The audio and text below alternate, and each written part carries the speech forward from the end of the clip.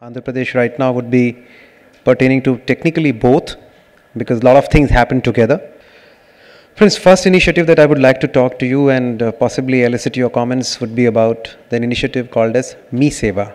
Now what we have done in this project Me Seva, if you're not aware of it, is to try and bring most of the entire gamut of citizen and business services that state provides under a single umbrella. In fact, we have more than 350 different services pertaining to more than 35 departments being rendered through this system. And the beauty of this entire system is because it is fully automated and electronic, we have been also able to lay down clear guidelines for the disposal of various applications. In fact,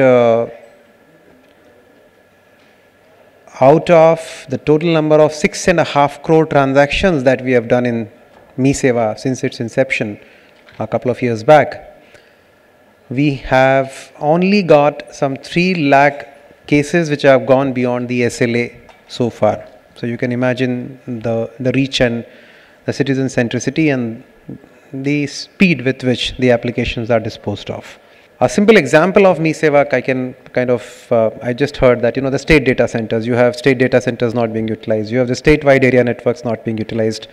But Me Seva, an initiative like Me Seva, which provided the content, so as to say, for the pipe or for the storage.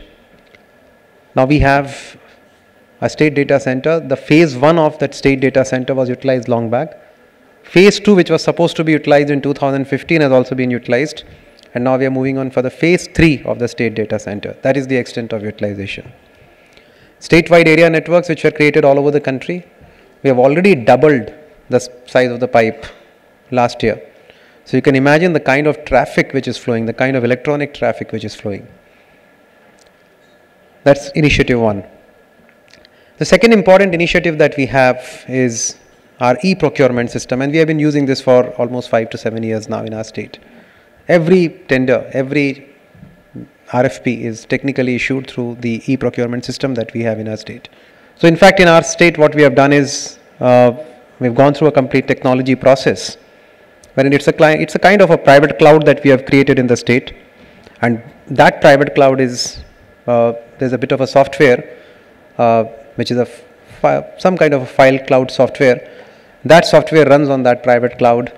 The ability of the ministers to access the cabinet agenda, but the process of putting the cabinet agenda, because every department secretary has to put the cabinet agenda, the process of putting that cabinet agenda, getting requisite approvals, all that process has also been automated. Subsequent to the cabinet meetings, what has been automated is the resolutions of the cabinet and now the action taken reports on the decisions and resolutions of the cabinet. Possibly this is going to pave the way for maybe similar things to happen not just in various other states but possibly even at the central government level. So this is a recent initiative, and we are very proud of the fact that Andhra Pradesh became the first state in the country to start the e-cabinet model. The second process that has started very recently is the Me Seva thing on the mobile. Now earlier, as I mentioned to you, we had these common service centers which were providing all these Me Seva services. Because we don't have everybody on the internet, or the people don't have knowledge of the computers, so we need to have these common service centers. But over the last 2 to 3 years, what has significantly changed in our country, and all of you would agree, is the mobile revolution. It's actually changed the paradigm of what we used to be calling as digital divide earlier. The third thing that has happened recently is, possibly you may have a look at it, we're calling it core dashboard. We have created for the state citizens, this is our policy towards open data. We have created a dashboard called as core dashboard. We call it core.ap.gov.in. This is the URL. You may possibly have a look at it. And in that we have brought in most of the government departments and schemes and the data pertaining to them in a real-time basis into the public domain. Only few things I would like to say is, somebody mentioned that information technology, to my mind, is a sine qua non. It's an indispensable condition. We may agree, we may not like it, we may like it, but I think those questions are irrelevant.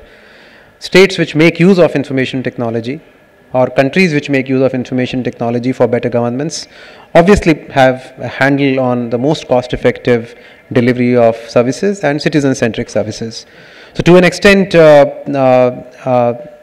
I'm sure the initiatives of this kind would pave the way for a solid foundation, not just in improving the delivery of the services, but at the same time would also allow citizens to access multiple benefits through the information technology platform, which can ultimately improve the overall economy and the livelihood of the people who live in those areas.